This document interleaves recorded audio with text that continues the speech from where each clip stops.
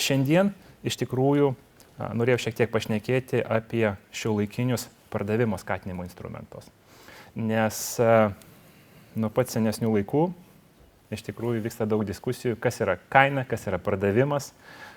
Žmonės yra pripratę prie pakankamai, sakyčiau, paprastų atsiskaitimo metodų, būdų, prekė, paslaugų už tam tikrą kainą, bet vėlgi dėka šiuolaikinių sudėtingėjančių technologijų, dėka naujų santykių, naujų kreditinių ir panašių atsiskaitimo priemonių, iš tikrųjų tai jau nebėra tokia paprasta sritis, kaip kažkadaise buvo.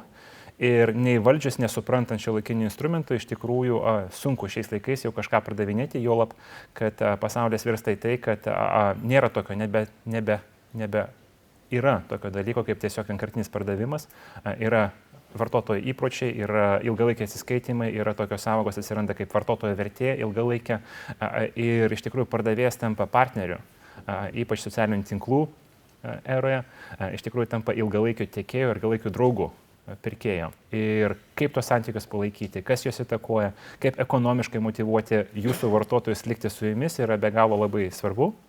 Taigi norėjau pradėti nuo paprastos įžvalgos, kur pirmam amžiuje iki mūsų ero pasakė garsusis filosofas Sirusas, kas yra kaina, bet kokio daikto tai yra tiesiog ta suma, kurią kažkas tai linkęs mokėti už tam tikrą prekę ar paslaugą. Ir be abejo, vėlgi darau prielaidą, jūs dirbate profesionaliai rinkodaros srityje, tokie dalykai kaip kuponai, išpardavimai, lojalumo kortelės, kaupimas, puponautai ir panašiai priemonės jums turėtų būti pažįstamas, taigi tai egzistavo visada. Šiais laikais iš tikrųjų truputėlį pasaulis keičiasi ir čia yra daug šiuolaikiškesnės rinkodaros, būtent pardavimo skatinimo priemonės. Be abejo, daugelis jūsų tą greičiausiai yra paragavę, yra bandę. Juolab, kad iš tikrųjų Lietuvoje yra keletą kompanijų, kur labai sėkmingai veikia būtent tokių pardavimo skatinimo srityje. Pažįstu asmeniškai, noriu, labai gerbiu tą kompaniją. Taip pat pranešėjas Kristina iš Čilė šiandien šnekės apie tos skatinimus, taigi manau, kad Lietuvoje tikrai tokia kultūra yra ir supratimas yra. Ir čia tiesiog norėjau pasirinkti iliustraciją, norėjau pailiustruoti, kad pardavimo skatinimai veikia. Lietuvoje gal tokia kultūra jodo penktadienio neatėjusi.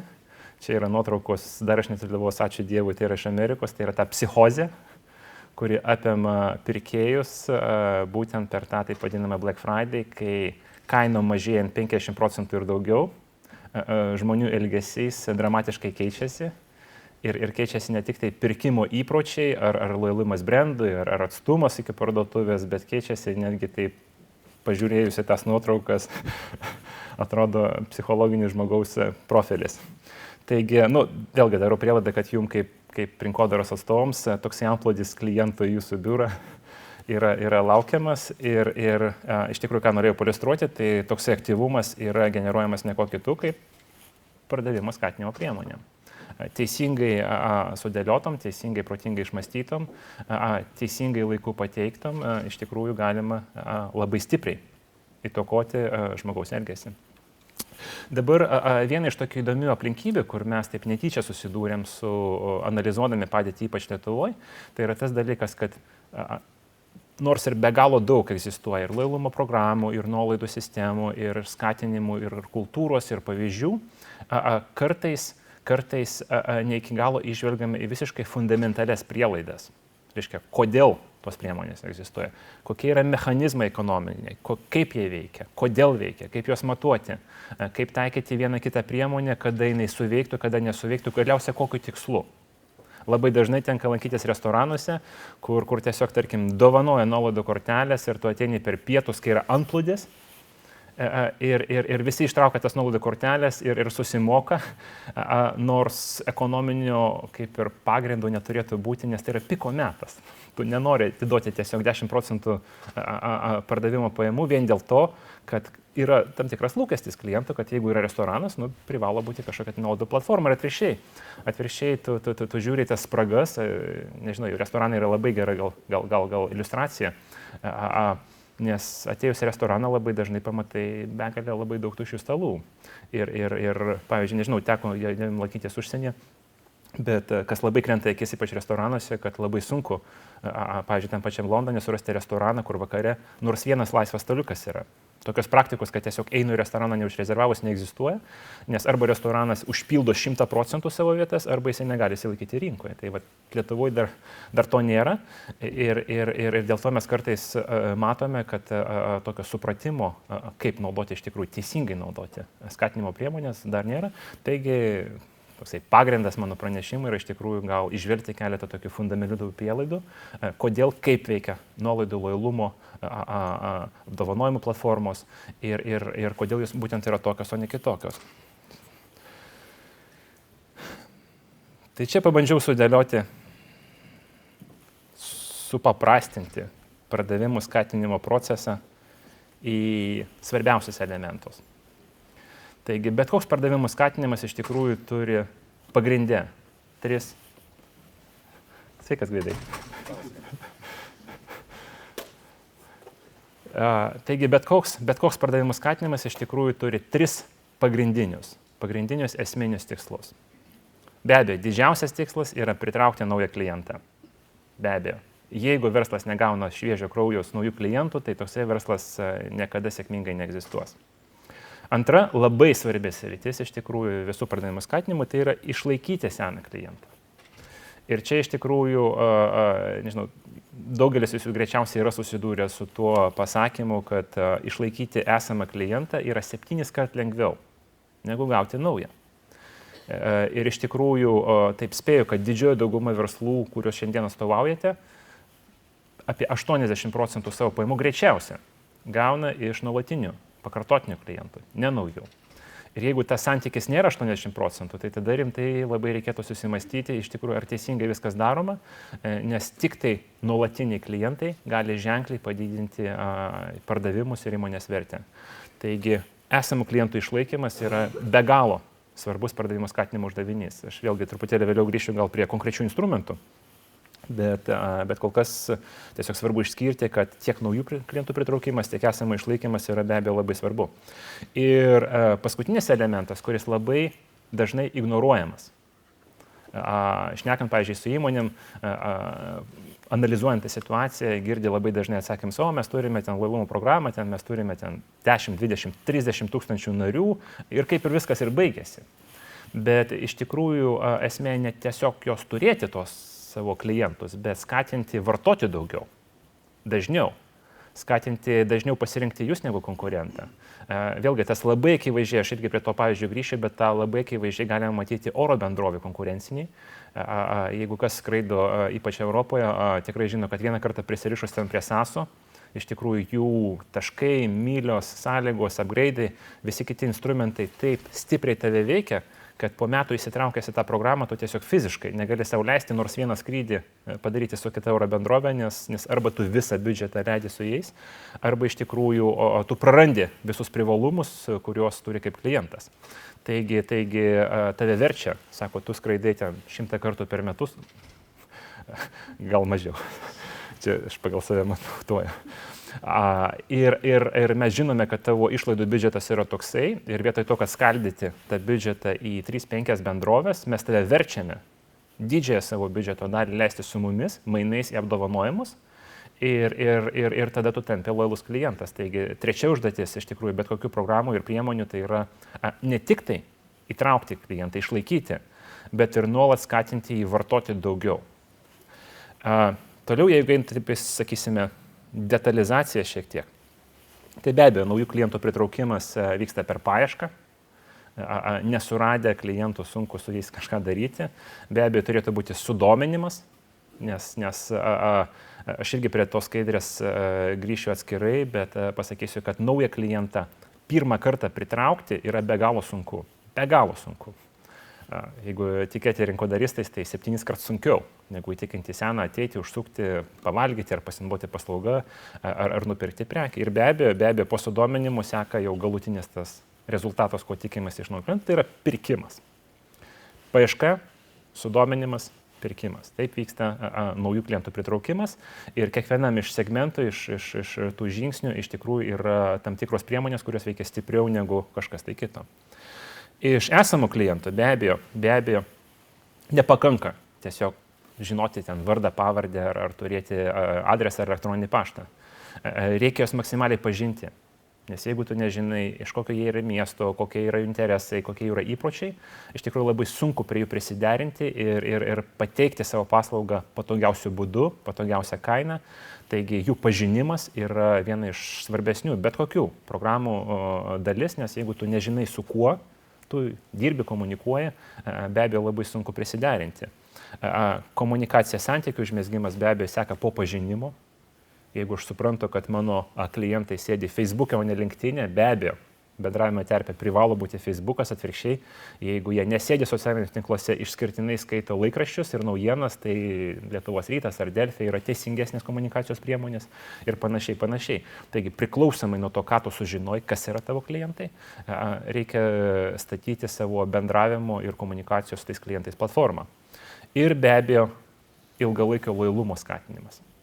Ir čia šitoje vietoje, tarp kitko, didžioji dauguma mūsų bent jau analizuotų nuolaidų platformų, programų iš tikrųjų buksuoja truputėlį, nes nepakanka tiesiog duoti klientui kortelę. Ir pasakyti, va, yra kortelė, dabar tavo piniginė yra ten 101 kortelė ir tikėtis, kad vien dėl to klientas dabar lankysis. Vėlgi, čia puikiausias pavyzdys, kaip pririša prie savęs. Manyčiau, oro bendrovės, nes mano konkurencija privedė prie tokio taško, kad jos labiausia iš visų mūsų analizuojamų verslų iš tikrųjų sugebėjo sukurti tokias veiksmingiausias lojalumo ir nuolaidų platformas ir jie ekonomiškai pririša.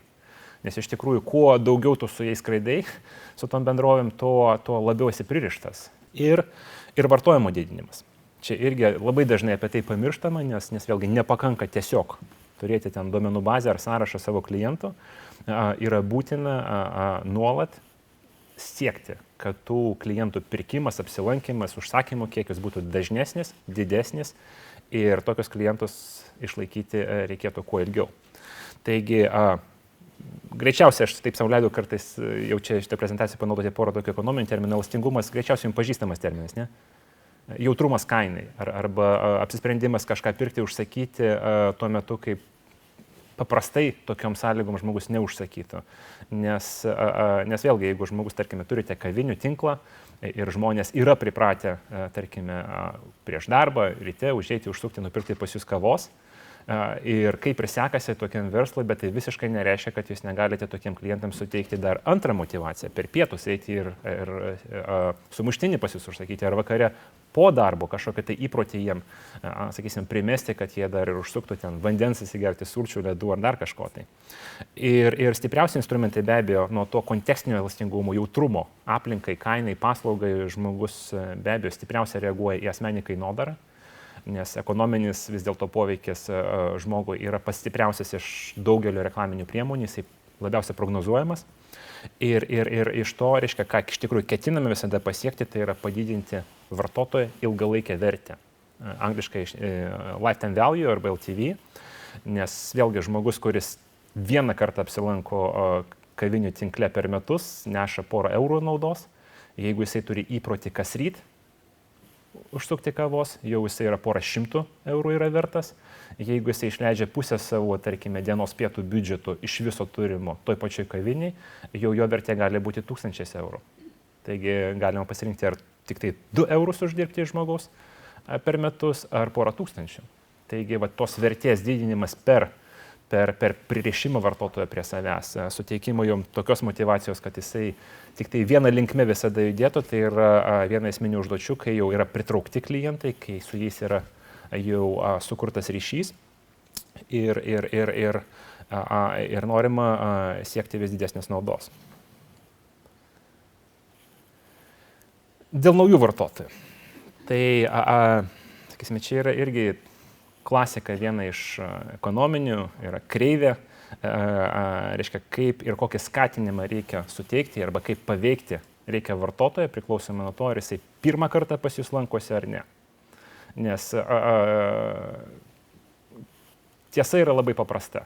Vartotojai yra labai inercinės būtybės, kaip ir visi žmonės. Ir kažką padaryti pirmą kartą Jiem yra labai sunku, nes tai iškrenta iš įpročio, tai iškrenta iš dienos rutinos ir paveikti pirmą kartą, einu aš tą gatvę ir pirmą kartą užsukti į kavinę yra be galo sunku. Ar pirmą kartą užsakyti reklamą, ar pirmą kartą paskambinti į naują kažkokią tai medicinos įstaigą yra labai sunku. Tai poveikis vartotojai šiame taške be abejo privalo būti labai stiprus. Ir instrumentai, kartais kurie naudojame, pavyzdžiui, aš čia tiesiog paguglinau šiandien, kaip atrodo tas pirmasis pritraukimas, čia yra keletą ištraukiau reklamų iš Amerikos bankų. Sako, ateikite pas mus ir vietoj iš karto $500,000 gaunate už tai, kad atidarote sąskaitą pas mus, nes be abejo, tai atrodytų didelė suma labai, bet ilgalaikė vartotojo vertė Amerikoje, jeigu jisai vieną kartą pakeičia banką, dažniausiai tai yra bankas visam gyvenimui ir ten kaupėsi jo pensija, ir ten kaupėsi jo atlyginimai, ir jisai kredito kortelį išrašo tam pačiam bankė ir investuoja tam pačiam bankė, be abejo daug didesnė, bet tas pirmas pralaužimas yra sunkus. Taigi iš tikrųjų netgi tokios dovanos yra naudojamas, kad pritraukti. Chase $300. Ten, šitas $300. Tai panašu galima Amerikoje nieko kito nedaryti, gyventi iš sąskaito atidarimo. Reiškia $600 ir panašiai. Tai vėlgi, čia gal kraštutinės priemonės, bet greičiausiai teko matyti. Reiškia, mes nemokamai pakeisime jum automobilio detalės, mes jums duosime kažką nemokamai, pirmam pirkimui 50% ir panašiai. Taigi, kas yra būdinga tam pirmam taškui, kurį rinkodaristai vadina ledo pralaužimui, tai yra be abejo vartotojui, jeigu jisai su to nesusidūręs, reikalinga pilna prekės paslaugos informacija,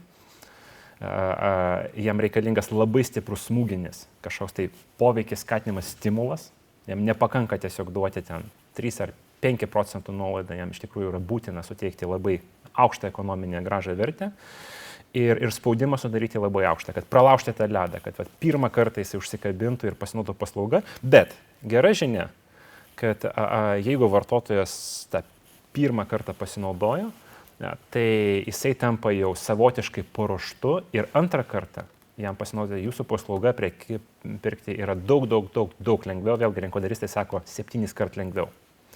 Taigi toliau be abejo tas skatinimas neturėtų būti toksai aukštas.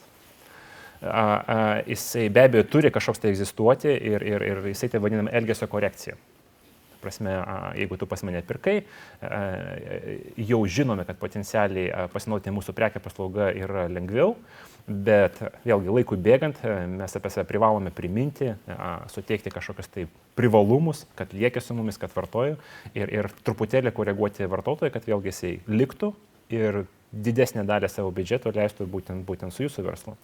Taigi šiame etape jau vartotojui reikalinga specifinė informacija, be abejo, pirmą kartą pasinaudojęs jisai didžiąją dalį informacijos apie prekę paslaugą jau yra išmokęs ir jeigu sumokės pinigus, tai greičiausiai jisai supranta, ką perka, bet ar tai yra specifinė kažkokia tai nuolaida, ar specifinė akcija, ar specifinis kažkoks tai nuokrypis nuo standarto, be abejo, tai jam yra įdomu.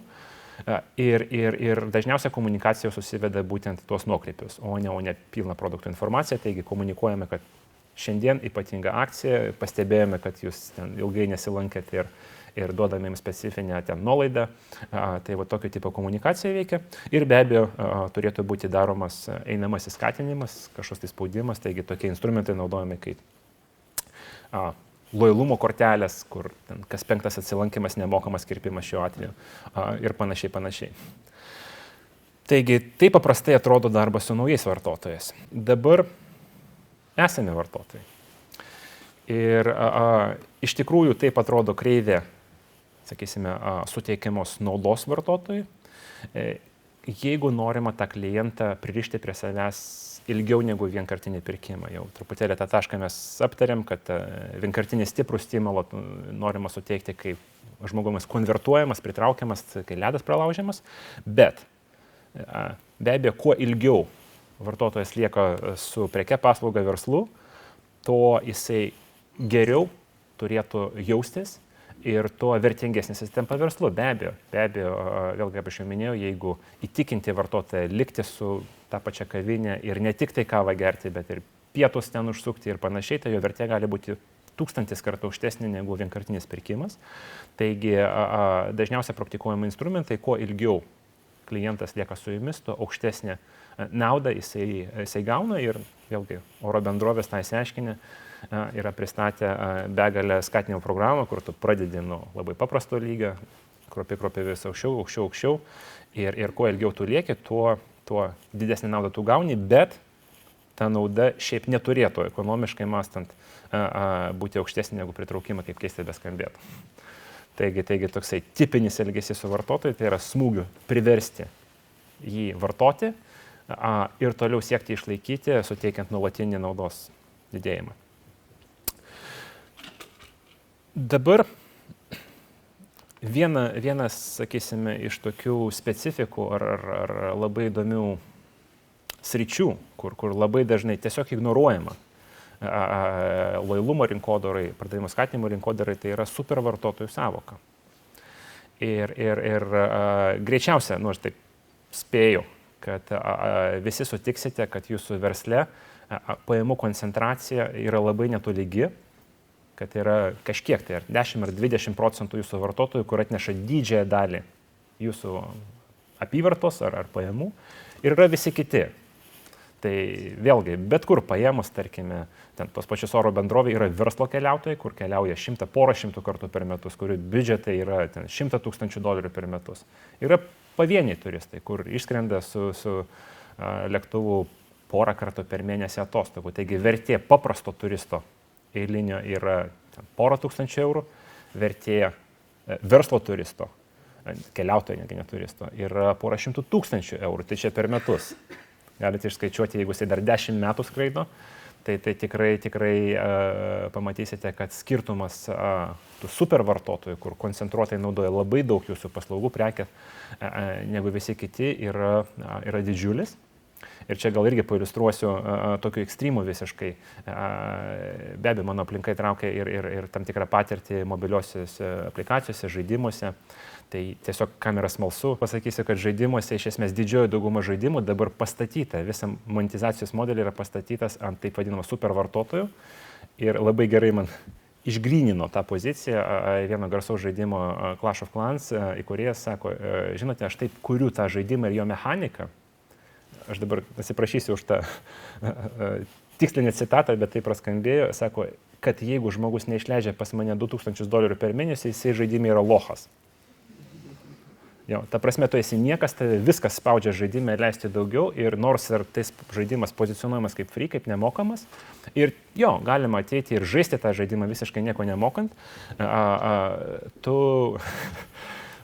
nelabai bus įvertinamas bendrovinį tame žaidime, bet realybė yra tame, kad jeigu anksčiau, tarkime, visa žaidimo ekonomika buvo pagrįsta, parduosime 10 000 žaidimų po $3, dabar yra visai kitokia ekonomika, yra parduodama tik tai 1% žaidėjai, nes didelius pinigus už žaidimą mokės tikrai nedaug pinigų, bet užtat jie yra išnaudojami visiškai, kartais išleidžiant labai daug pinigų ir pasakysiu, kad, pavyzdžiui, Zynga, tokia žinoma kompanija žaidybinė, turi super vartotojų grupę, jie turi atskirą visiškai komunikacijos kanalą, sąlygos, bendravimą, bet patekę į tą grupę reikia išleisti $50 000 per metus. Vienas žaidėjas, viena bendrovė. Taigi, žaidimuose tas labai ryškiai matosi, kam teko kartą lankytis Las Vegase ir lošti, tie super lošėjai yra vienetai, bet iš tikrųjų būtent iš to 1% žmonių superlošiai iš tikrųjų yra išlaikomi stebuklingi kazino, viešbučiai ir pramogos visam Las Vegase. Taigi bet kokiam versle daugiau ar mažiau žmonės ir pirkėjai koncentruosis ir vieni leis labai daug, visi kiti leis mažai. Ir dabar lojalumo ir visų skatinimo programų užduotis yra iš tikrųjų stebint lotojai, kurie iš jų gali leisti labai daug pinigų ir visapusiškai juos skatinti. Taigi vėlgi čia eilinį kartą grįžtu prie oro skraidimo bendrovių, taip atrodo tavo oro uosto patirtis, jeigu jie tave identifikavę kaip supervartotoją, auksinės kortelės, nemokami lonžai, visiškai jokių eilių ir asmeninis aptarnavimas ir va taip atrodo visi kiti jo. Ir ne dėl to, čia yra visi kiti, kad jie perka tą vieną ekonominį bilietą, kuris tiek kainuoja 3 kartus pigiau negu verslo. Taigi tikrai savikaina aptarnavimo tokio ir tokio skiriasi daug daugiau negu 3 kartai, bet bet užtat užmesgę ryšį, identifikavę, išgavę iš tos minios tą verslo supervartotojai, oro bendrovės tiesiog visiškai jį apkabina ir sako, žinote, tu būsi tik tai mūsų ir mes tokią spaudimą tau sudarysime visom priemonėm, tame tarpe ekonominėm, kad tu tiesiog netgi galvot negalėsi apie tai, kad išeiti į kitą kompaniją, nes tu būsi tiek pripratęs prie mūsų ypatingo dėmesio, kad tau bus labai nenaudinga eiti kažkur kitur. Ir duomenų bazės tų dažnų keliautojų oro bendrovėse yra labiausiai saugomas dalykas, griežčiau negu Coca-Colos receptas. Taigi, be abejo, reikia suprasti, kas yra vartotojai, atsekti, kurie arba pas jūs, arba potencialiai gali leisti daug daugiau negu kiti. Ir ypatingą dėmesį, ir ypatingą aptarnavimą, ar skatinimą ekonominį skirti būtent tam segmentui. Tai čia tikrai labai svarbi, bet labai dažnai ignoruojama užduotis būtent pardavimų skatinimo, kur yra išeinama iš to, kad visi yra vienodai leidžia, dėl to vidutinis dėmesys ar tai reklamos kiekis vartotojų yra visur vienodas. Taip iš tikrųjų nėra. Dar vienas instrumentas, kuris iš tikrųjų yra labai svarbus, tai yra tas mūsų trečias gabaliukas iš pat pradžios, tai yra vartotojo didinimas. Reiškia, kaip reikia koreguoti vartotojo elgesį, kaip stimuliuoti jį, tam, kad jisai tankiau, dažniau, daugiau vartotų. Nes iš tikrųjų vėlgi tiesiog turint klientą ar jo elektroninį paštą ar vardą pavardę, to tikrai toli gražu nepakanka. Taigi, turint omeny, kad kaina visada, visais laikais buvo sankirtos taškas tarp paklausos pasiūlos, pasiūla trumpuoju laikotarpiu, vėlgi čia iš ekonominio vadovėlio, yra visada fiksuota, nes restoranas tik tai tiek maisto gali pagaminti, ar lėktuvas gali tik tai tiek vietų parduoti, bet paklausa labai stipriai svyruoja. Netgi dienos metu tam pačiam restorane per pietus užimtumas yra aukščiausias, vakarienės metu gal dar kažkiek tai pusę galima siekti, yra štylius ryte ir, sakysime, po pietų ir tarp vakarienės, kur kartais keletą valandų restorane galime nesutikti nei vieno vartotojo, nors potencialiai restoranas tos pačius darbuotojus išlaiko, taip pat veikia virtuvė ir panašiai. Taigi paklausa dažniausiai svyruoja, priklausomai nuo visko, nuo oro sąlygų, jeigu greičiausiai vis tiek visi iš jūsų turi tam tikrą sezoniškumą ar svyravimą savo versle. Ir vėlgi, sakysime, neišmanios pardavimų skatinimo programos tiesiog ignoruoja tą faktą, per pietų susidirsime, o toliau jau bus kaip bus. Bet viena iš esminių pagrindinių pardavimų skatinimo funkcijų tai yra būtent identifikuoti, kokie periodai ar kontekstas ar sezonas yra labai aukštos paklausos ir kada reikia kapitalizuotis. Aukšta paklausa, jokių nuolaidų, jokių skatinimų ir tai parduosime, nes ir tai pas mus eilė stovi. Ir kada iš tikrųjų reikia kažką ypatingo galvoti. Tai tokia vėlgi klasika žanro ir taip vadinamas happy hour. Tai jeigu keliaujate kažkur užsienyje, tai dažniausia gal ir taikotės. Aš tai taikausi, nes iš tikrųjų kartais gauni ten 80% nuolaidą, jeigu patenki į restoraną ten kokią 3 valandą. Ir be abejo, tau yra labai didelė nauda, bet iš kitos pusės restoranui vis tiek prastova. Taigi tokios priemonės yra naudojamos tam, kad išlyginti ir čia, kad labai vaizdžiai pailiustruoti, aš šiandien ryte tiesiog padariau screenshotą Ryanairo, nes mano galva tai yra bendrovė, kuri geriausia iš visų yra įsprendę būtent dinaminę kainodarą. Ir aš tiesiog pažiūrėjau, kiek kainuoja skrydžiai iš Londono į Vilnių maždaug ties Kalėdas. Ir iš karto pastebėsite, kad tą pačią savaitę, 3 dienų skirtumas, kaina gali svyruoti nuo 49 svarų iki 19 dieną yra 169, 143, 143, 122 ir panašiai. Tai akivaizdžiai matote, kaip yra išnaudojamas tas instrumentas, kad priversti žmogų pasirinkti tą žemesnės paklausos periodą per žemesnę kainą. Be abejo, tai labai patogu vartotojui, nes jeigu aš skrendu namo ir man iš principo neesminis skirtumas, ar ten būsiu dieną prieš ar dieną po, aš pasirinksiu gal savo taupų variantą. Bet jeigu aš visą tą savaitę dirbu ir noriu grįžti šeštadienį, tai dėja aš tada turiu mokėti pilną kainą. Taigi, pavyzdžiui, palyginimui tiesiog prie ko priveda tie efektai. Ryanairo vidutinis lėktuvų užimtumas, nežinau, teko jums greičiausiai skristi. Jo, tai iš karto tą pantrinsite, kad jų beveik toks įspūdis 100% užimtumas visada. Jeigu jau tiksliai šnekėti, tai jų vidutinis bendras užimtumas yra 97,5%.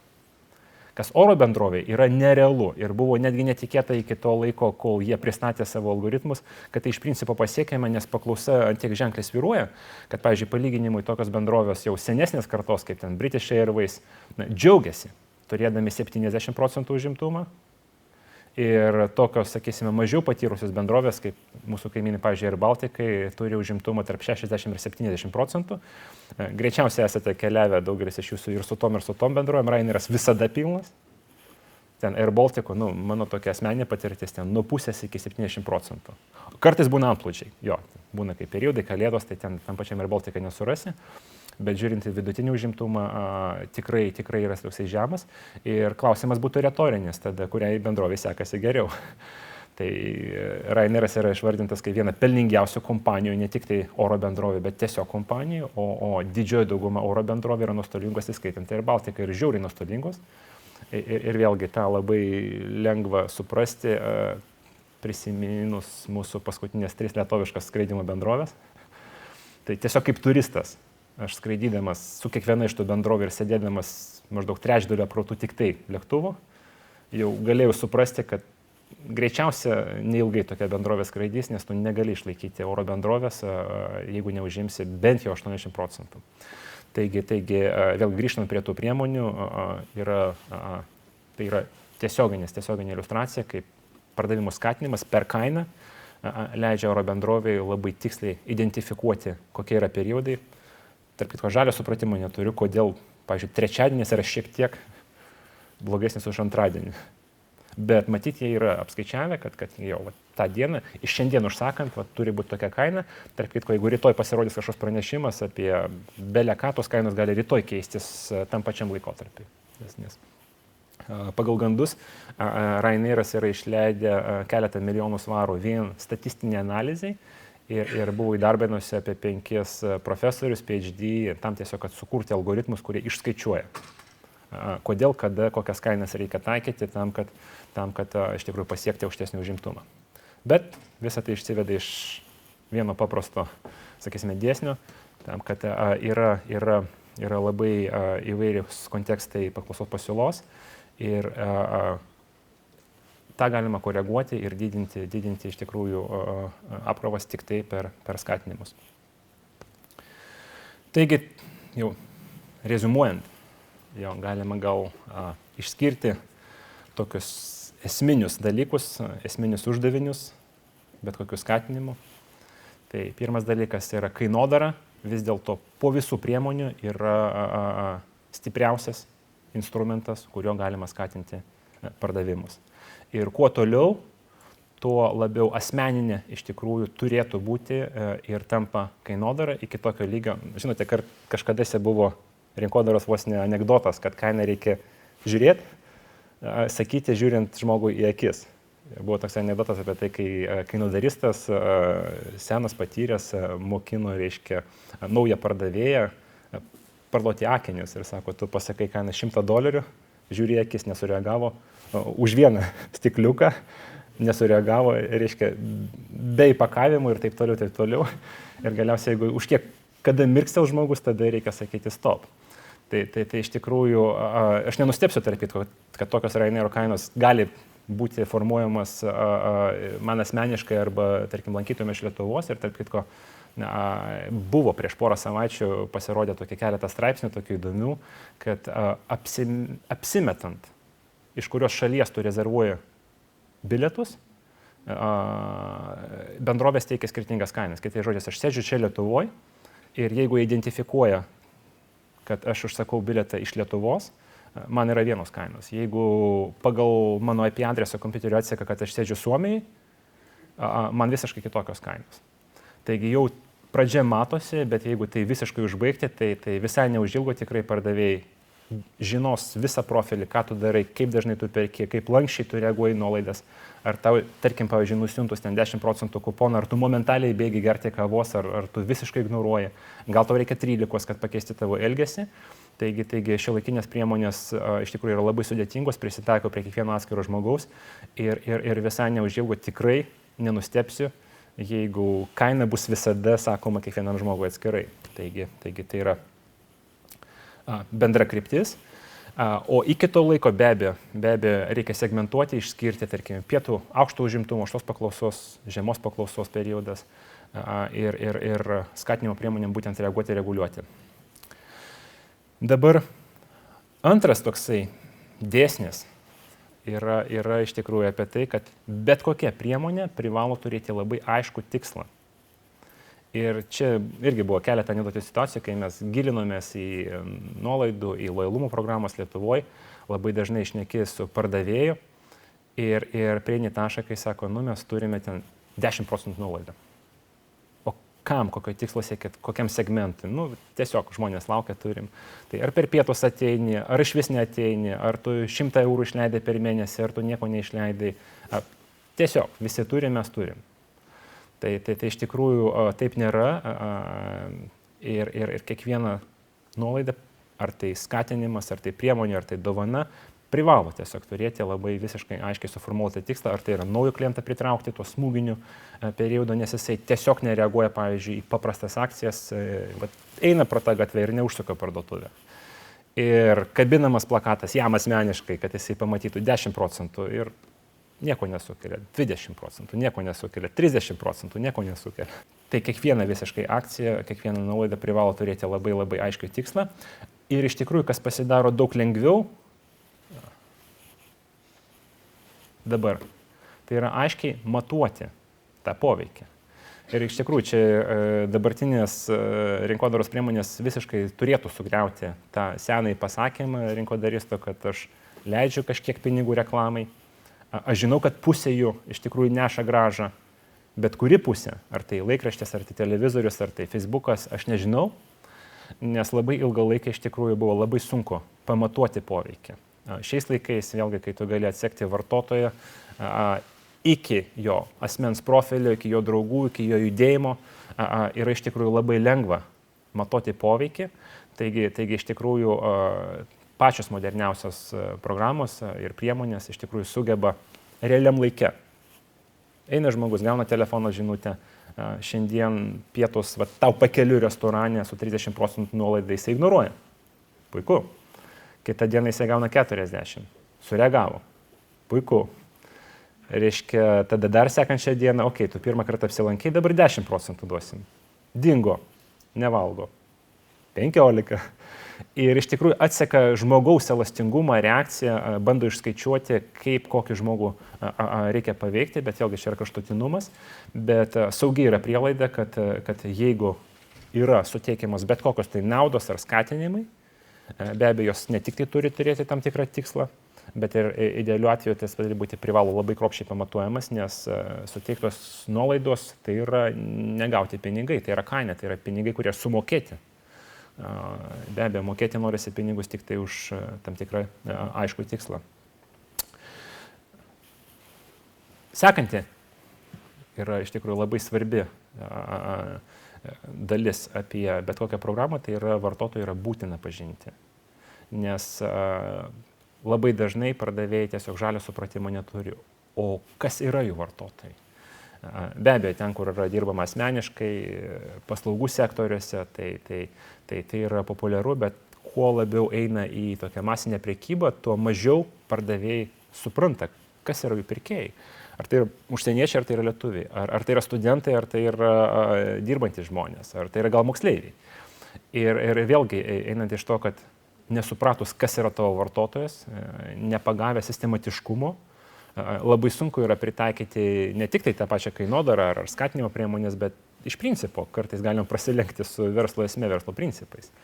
Nes jeigu tu nesupranti, kas pas tave ateina, tai labai sunku optimizuoti ir priderinti savo paslaugą, įskaitant kainodarą tam žmogui.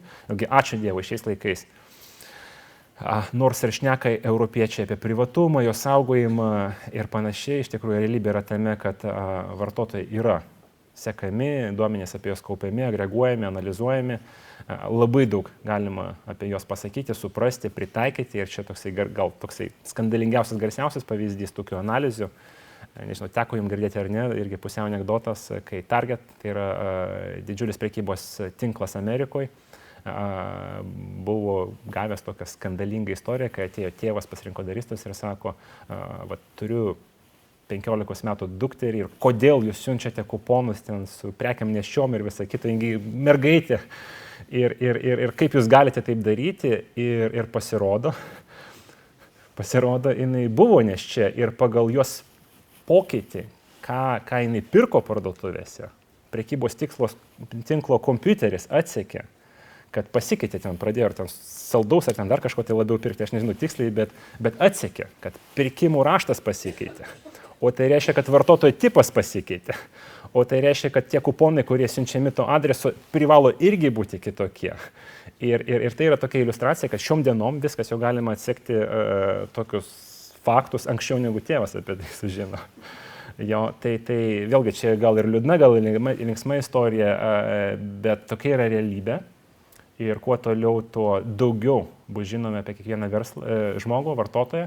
Ir vėlgi iš rinkodaros pusės visiškai be abejo teisiniai terpiai, leistino terpiai, arba tu moki išnaudoti tas žinias, tas priemonės, arba tu ne iki galo išnaudoji savo verslo galimybės, tai reiškia, kad vėliau ar anksčiau bus sunku konkuruoti su kitu verslu.